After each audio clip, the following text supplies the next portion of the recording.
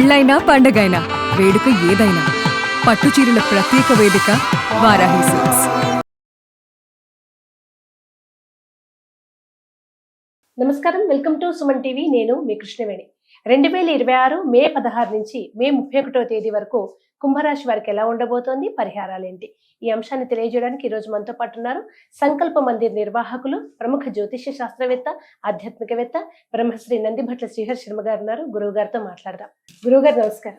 వాగర్థావివ సంపృక్తౌ వాగర్థ ప్రతిపత్తయే జగతః పితరౌ వందే పార్వతీ పరమేశ్వరౌ. ఆదిత్యాయ చ సోమాయ మంగళాయ బుధాయ చ గురుశుక్ర శనిభ్యశ్చ రాహవే కేతవే నమః.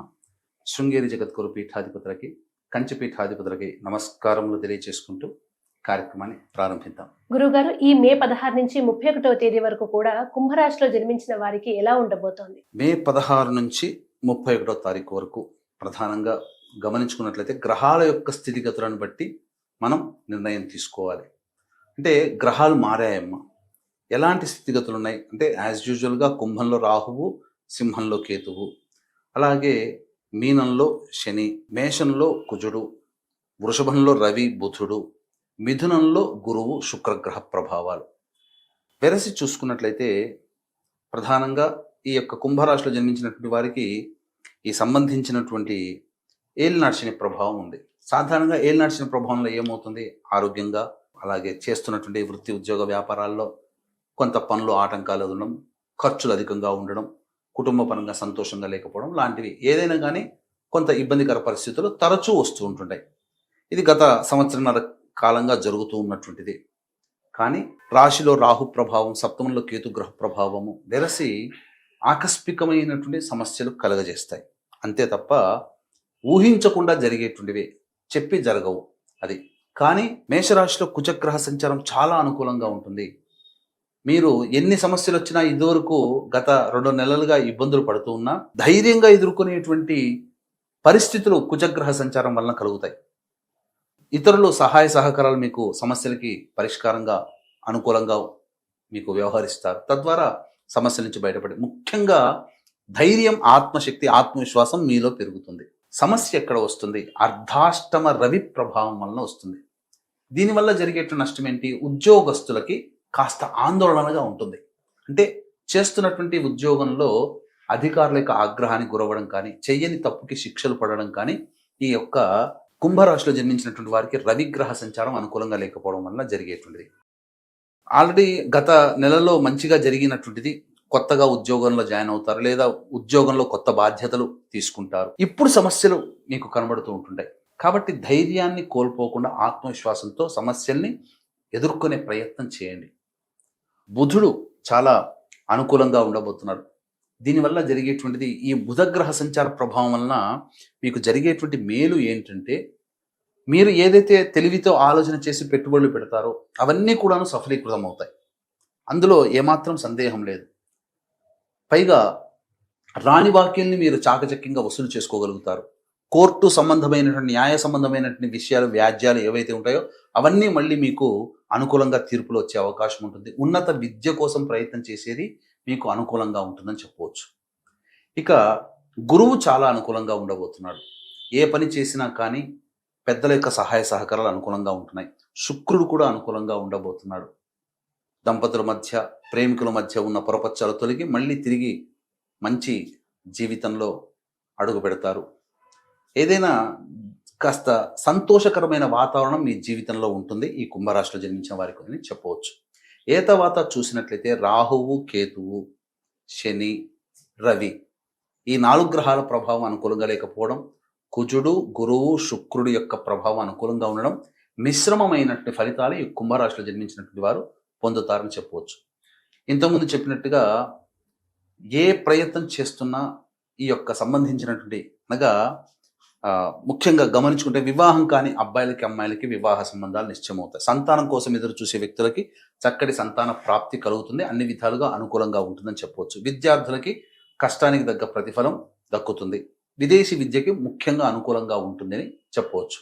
అయితే సమస్యల పరిష్కారం, సమస్యలు ఉన్నా ఆ సమస్యలు పరిష్కరింపబడాలంటే దైవానుగ్రహం కావాలి, కర్మదోషం తొలగిపోవాలి. అందుకనే శని కర్మకారకుడు కాబట్టి కర్మదోష నివారణకై మేష మిథున కర్కాటక సింహ కన్య వృశ్చిక ధనస్సు కుంభమీన రాశిలో జన్మించిన వారికి శని దోష నివారణకై, మీ జాతకరీత్యా కలుగు విద్య వివాహ ఉద్యోగ దాంపత్య అనారోగ్య సమస్యల నివారణకై మే 16వ తారీఖు శని జయంతి సందర్భంగా సాయంకాలం 6 గంటలకి సర్వదోష నివారణ పూజల హోమాలు జరిపించి శక్తిపాతం చేసినట్టు కరుంగలి మాల ఇవ్వడం జరుగుతుంది.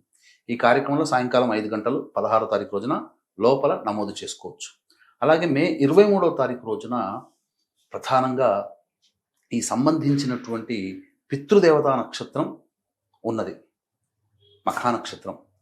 ఎవరి కుటుంబంలోనైతే సమస్యలతో నిరంతరం ఇబ్బందులు పడుతూ ఉంటుంటారో, ఎవరి కుటుంబంలోనైతే వ్యక్తులు చేసే ప్రయత్నాల్లో అన్నీ నోటిదాకా వచ్చి వెనక్కి వెళ్ళిపోతుంటాయో, ఒక సమస్య తీరగానే ఇంకొక సమస్య ఉంటుందో, వివాహం కాక సంతానం కలక ఎక్కువగా సమస్యలతో సతమతం అవుతున్నారు అని అంటే, అన్నిటికంటే ఒకటే మాటగా ప్రశాంతత లేని జీవితం గడుపుతున్నారంటే అది పంచశాప ప్రభావాలు కుటుంబంలో ఉన్న కారణం చేత.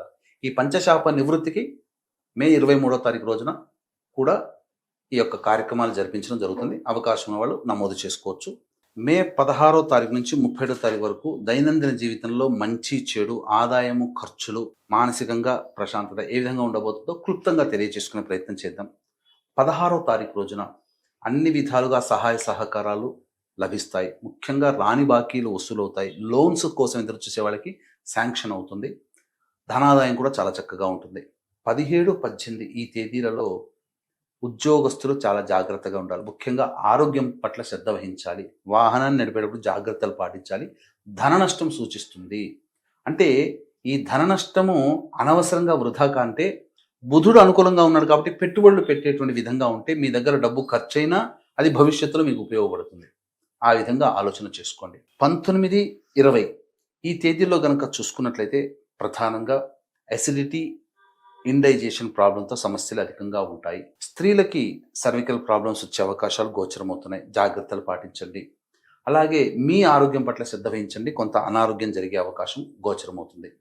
21, 22, 23, 24, 25 ఈ తేదీల్లో కనుక చూసుకున్నట్లయితే అన్ని విధాలుగా అనుకూలంగా ఉండేటువంటి జీవితం.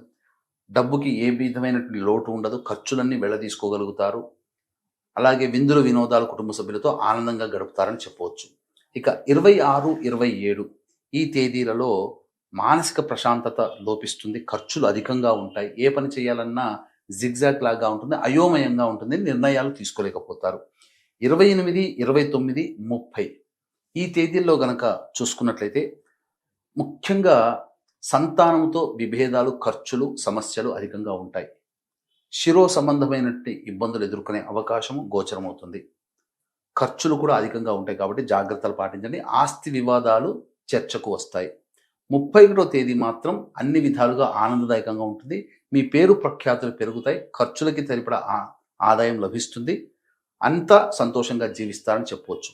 ఏది ఏమైనప్పటికీ కూడాను ప్రధానంగా ఈ యొక్క చెప్పినటువంటి విధానికంటే ఇంకా విభిన్నంగా సమస్యలతో సతమతమవుతున్నారంటే మీ యొక్క జన్మజాతకంలో నడుస్తున్నటువంటి గ్రహ దశాంతర దశల యొక్క ప్రభావాలు.